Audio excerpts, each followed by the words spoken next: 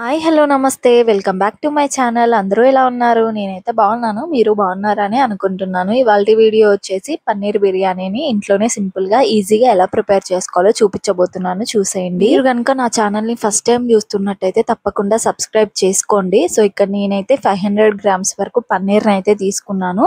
వీటిని మీకు నచ్చిన షేప్స్లో నచ్చిన సైజులో కట్ చేసుకోండి. సో ఇలా కట్ చేసి పెట్టుకున్న తర్వాత ఒక గిన్నెలోకి తీసేసుకొని పక్కకు పెట్టేసుకోండి. నెక్స్ట్ ఇక్కడ కాసేపు అయితే బియ్యాన్ని నానబెట్టేసుకోవాలిగా, దానికోసం నేను ఇక్కడ ఈ గ్లాస్ తోటి 2 గ్లాసుల వరకు అయితే బాస్మతి రైస్ ని తీసుకున్నాను. వీటిని శుభ్రంగా 2 నుంచి 3 సార్లు అయితే వాష్ చేసుకోండి.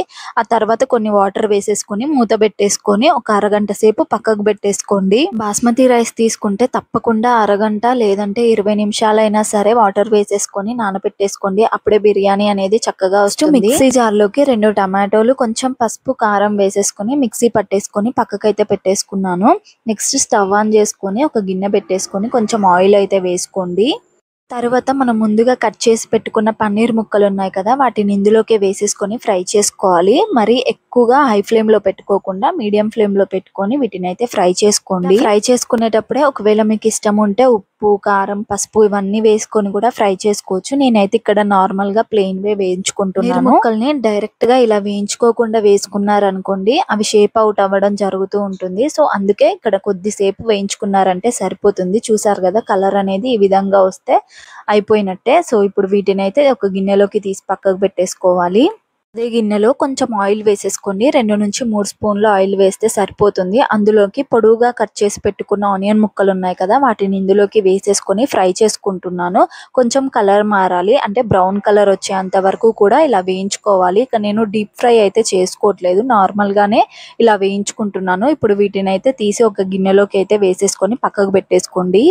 రైస్ ఉడికించుకోవడానికి ఇక్కడ నేను వాటర్ని అయితే తీసుకున్నాను ఒక గిన్నెలో. దాంట్లోకి బిర్యానీ ఆకులు, స్పైసెస్ ఏముంటే అవి వేసుకోండి. అలాగే కొంచెం నిమ్మరసాన్ని వేసేసుకొని ఆయిల్ని కూడా వేసుకోండి. అలాగే కొంచెం సాల్ట్ వేసుకోండి.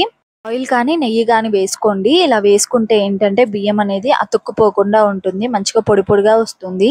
పక్కన స్టవ్ మీద ఇంకొక గిన్నెను పెట్టేసుకొని 3 స్పూన్ల వరకు అయితే ఆయిల్ వేసేసుకొని దాంట్లోకి స్పైసెస్ ఏముంటే అవి వేసేసుకోండి. అలాగే పచ్చిమిరపకాయలు కూడా వేసుకొని ఒకసారి కలుపుకోవాలి. పచ్చిమిరపకాయ ముక్కలు కొంచెం వేగిన తర్వాతకి ఆనియన్ ముక్కలను అయితే వేసుకుంటున్నాను. ఇవి కూడా మంచిగా వేగనివ్వండి.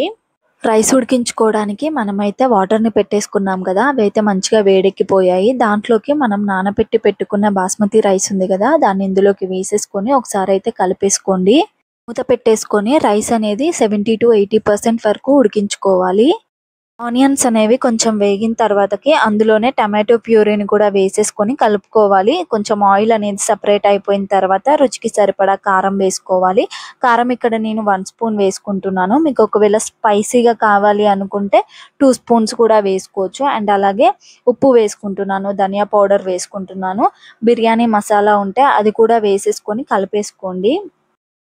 ఇందులోకి 1 కప్పు వరకు అయితే తీయటి పెరుగుని వేసుకుంటున్నాను. పుల్లగా ఉండకుండా చూసుకోండి. పెరుగు అనేది 2 నిమిషాల పాటు ఇలా కలుపుకున్నారంటే మొత్తం కూడా కలిసిపోతుంది. అండ్ తర్వాత ఇందులోకి కొంచెం కొత్తిమీర, పుదీనా వేసేసుకొని కలుపుకోండి.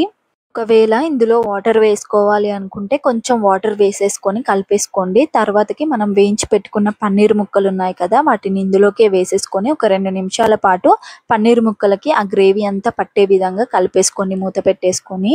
ఇక్కడ నేను కొంచెం కర్రీని అయితే పక్కకు తీస్తున్నాను, లేయర్స్ లా వేసుకుందాం అనుకుంటున్నాను. ఒకవేళ మీకు లేయర్స్ వేసుకోవడం ఇష్టం లేదు అనుకుంటే కర్రీ మొత్తాన్ని కూడా కిందనే ఉంచేసుకొని పైనుంచి రైస్ వేసేసుకోండి. నేను ఒక లేయర్ రైస్ వేసుకొని తర్వాతకి కర్రీ అనేది వేసేసుకుంటున్నాను.